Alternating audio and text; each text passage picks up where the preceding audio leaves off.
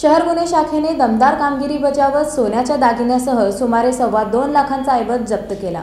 दिनांक 8 जानेवारी रोजी फिर्यादी सावित्री नागनाथ बोगा वय 55 राहणार आनंद विणकर सोसायटी उत्तर सदर बाजार आणि त्यांची सून कीर्ती सकाळी 11:30च्या दरम्यान घरासमोर भांडी घासत असताना अनोळखी इसम त्यांच्याजवळ आले। या दोन अनोळखी इसमांनी आम्ही भांड्याच्या पावडरीची जाहिरात करण्याकरता आलो आहोत असं सांगत भांड्यांची मागणी केली।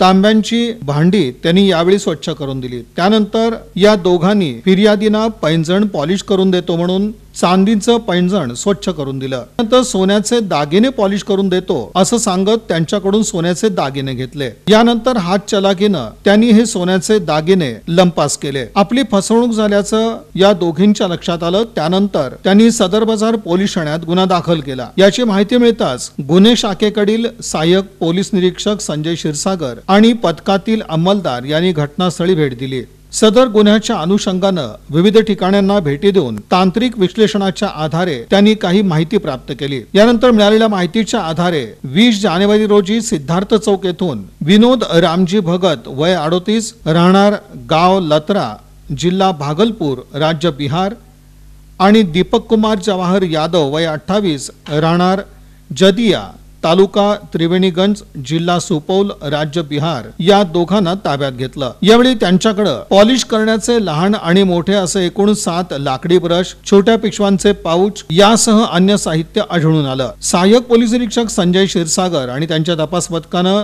दोघांकडे तपास केला असता त्यांनी गुन्ह्याची कबुली दिली। त्यांच्याकडून एकूण चोरीस गेलेले 32 ग्रॅम सोनं, एक मोटरसायकल आणि गुन्हा करण्यासाठी लागणारं साहित्य असं एकूण 2,22,206 रुपये किमतीचा मुद्देमाल हस्तगत करण्यात आला। ही कामगिरी पोलीस आयुक्त डॉक्टर राजेंद्र माने, पोलीस उपायुक्त डॉक्टर दीपाली काळे, सहाय्यक पोलीस आयुक्त प्रांजली सोनवणे, गुन्हे शाखेचे वरिष्ठ पोलीस निरीक्षक सुनील दोरगे यांच्या मार्गदर्शनाखाली सहाय्यक पोलीस निरीक्षक संजय क्षीरसागर, अनिल जाधव, राजू मुदगल, महेश शिंदे, कुमार शेळके यांनी पार पाडली। तसंच या कामात त्यांना दिलीप किर्दक, प्रकाश गायकवाड, अविनाश पाटील, सिद्धाराम देशमुख, अजय गुंड, बाळू काळे, सतीश काटे यांनी मदत केली।